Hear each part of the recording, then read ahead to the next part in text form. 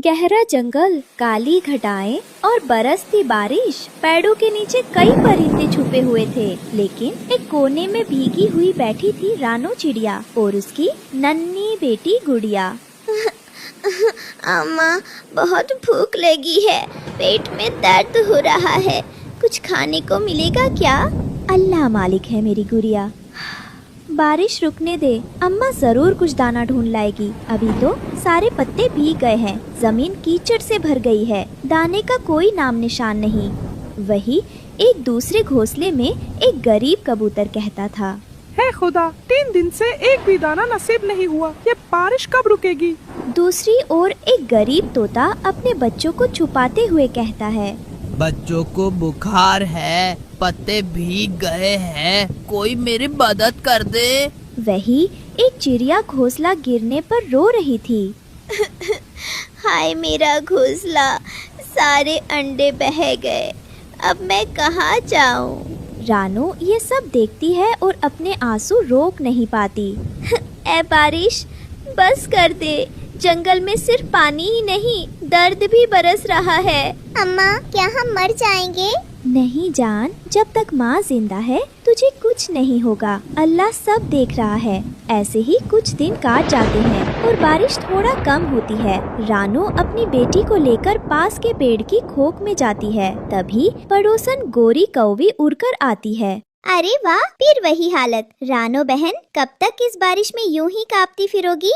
बस कुछ दिन की बात है गोरी बहन, हालात अच्छे नहीं है, मगर कोशिश जारी है। कोशिश? तेरी कोशिशें तो बारिश से भी ज्यादा बेकार लगती हैं। हर साल तू और तेरी गुड़िया ऐसे ही भीगे हुए भूखे बैठे रहते हो, कुछ सीख भी ले किसी से। रानो का सिर नीचे झुक जाता है। मेरे तो बच्चे गरम घोंसले में बैठे हैं, मक्की के दाने खा रहे हैं, और एक तू है, ना खाना, ना घर, ना इज्जत, बस रोती रहती है। अम्मा, ये हमें क्यों तंग कर रही है? बेटा, जवाब नहीं देना, कुछ लोग दूसरों का दर्द नहीं समझते।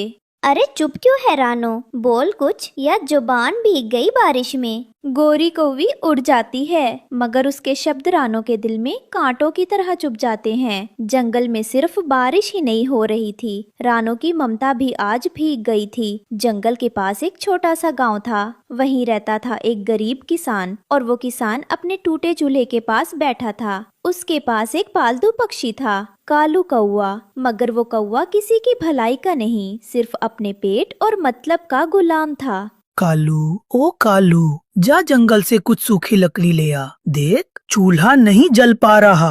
हर वक्त काम, लकड़ी लाओ, दाना ढूंढो, मैं कोई मजदूर हूँ क्या? ये गरीब खुद कुछ क्यों नहीं करता? पेट खाली है कालू, थोड़ी मदद कर दे, फिर मिलके बाजरे की रोटी खाएंगे। रोटी? सिर्फ रोटी? मुझे तो मलाई चाहिए। वो रानो चिड़िया आजकल कुछ ज्यादा ही चमक रही है जंगल में, सुना है कोई जादुई चीज मिली है उसे। कालू की आंखों में चालाकी चमकती है। ठीक है, मैं जा रहा हूँ जंगल, मगर इस बार लकड़ी नहीं, कोई असली खबर लाऊंगा। क्या मतलब? किसान को कुछ समझ नहीं आता, मगर कालू अपने मन में एक चाल बनाकर उड़ जाता है। रानो और गुड़िया जंगल में सूखे बीज खोज रही थी, तभी एक पेड़ के नीचे अजीब सी चमक दिखाई देती है। अम्मा, बहुत थक गई हूँ, पैरों में कीचड़ लग गया। बस थोड़ी देर और बेटा, शायद कहीं सूखी जगह मिल जाए बैठने को। अम्मा देखो, वो पेड़, उसके नीचे कुछ लहंगे जैसे चमक रहे हैं। यार अब ये क्या मंजर है, ये तो लहंगे हैं, ये कहाँ से आए? इतने सुंदर और नर्म लहंगे। दोनों पेड़ के पास जाती हैं और पेड़ की डाल हिलती है और मीठी आवाज आती है। रानो, तू नेक दिल है, ये लहंगे अब तेरे हैं, इन्हें इंसानों को बेचकर अपने दुख दूर कर। क्या ये सपना है?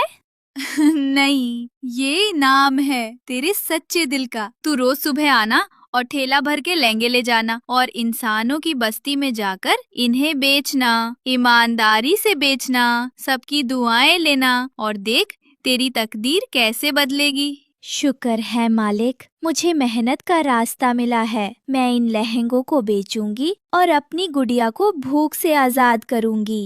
अम्मा, क्या अब हम भी अच्छी जिंदगी जी सकेंगे? हाँ मेरी जान, अब वक्त बदलने वाला है। कुछ दिन बीते। जंगल की सुबहों में अब एक नया नजारा दिखाई देने लगा। रानो चिड़िया अब हर सुबह अपने छोटे से ठेले पर रंग बिरंगे लहंगे लेकर इंसानों की बस्ती में जाकर उन्हें बेचती थी।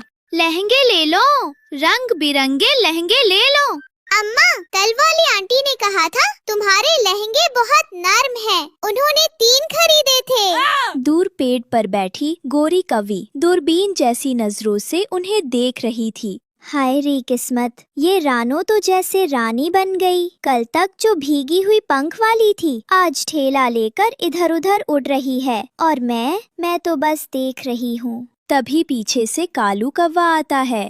क्या बात है गोरी बहन, आज मुंह कुछ ज्यादा ही खींचा हुआ लग रहा है। क्यों ना खींचे, देखो ना उस पटी सी रानो को, कैसे ठेले में चमकते लहंगे लिए फिर रही है। मैंने भी सुना है उसके पास कोई जादुई चीज है, शायद कोई पेड़ जो उसे रोज लहंगे देता है। सच? पेड़? जादू? तो फिर क्या कर रहे हो कालू? तुम तो बहुत चालाक हो, ले क्यों नहीं लेते उससे सब कुछ? बस अब वही करने निकला हूँ। आज रात मैं जाऊंगा उस पेड़ के पास और सब लहंगे उठा लाऊंगा। फिर रानो क्या, पूरा जंगल मेरे पीछे घूमेगा। वाह, फिर तो मुझे भी 2-4 लहंगे दिलवा देना, मेरी ननद की शादी है। शादी तो तेरे दिमाग की हो रही है पगली। चल तू देख, अब रानो की उड़ान मैं काटता हूँ। चांदनी रात थी। जंगल में हर तरफ सन्नाटा था। रानो और गुड़िया ठेला लगाकर थककर सो चुकी थी और उधर कालू कौवा उड़ता उड़ता उस जादुई पेड़ तक पहुंच चुका था। वाह, क्या बात है, ऐसे लहंगे तो इंसानों के मेले में भी नहीं मिलते। अब ये सब मेरा होगा। रानो, उसका तो नामो निशान नहीं रहेगा। वो धीरे से उड़कर पेड़ के पास आता है। पंख फैलाकर एक लहंगे को उठाने ही वाला होता है, तभी पेड़ की डालें हिलने लगती हैं और एक गूंजती हुई आवाज आती है जा कालू, ये लहंगे तेरे जैसे के लिए नहीं हैं। कौन? ये क्या हो रहा है?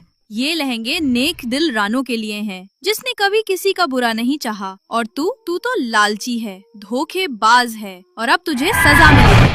एक तेज चमकता हुआ प्रकाश नीचे गिरता है। कालू की आंखें चौंधिया जाती हैं। अरे बचाओ, मेरी आंखें, मेरा पंख जल रहा है। उसका एक पंख जल जाता है। वो झाड़ियों में गिर पड़ता है। अरे ये क्या कर दिया तूने? मैं तो बस देख रहा था।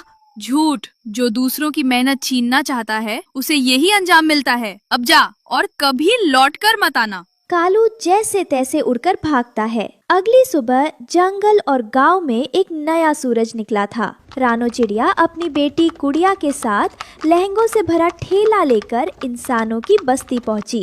हाय, ऐसा लहंगा तो बाजार में भी नहीं देखा। कितना मुलायम है और रंग तो जैसे चांदनी। बहन, मुझे भी दो, मेरी बेटी की सालगिरह है। आप सबको मिलेगा। जितनी दुआएं देंगी उतना ही लहंगा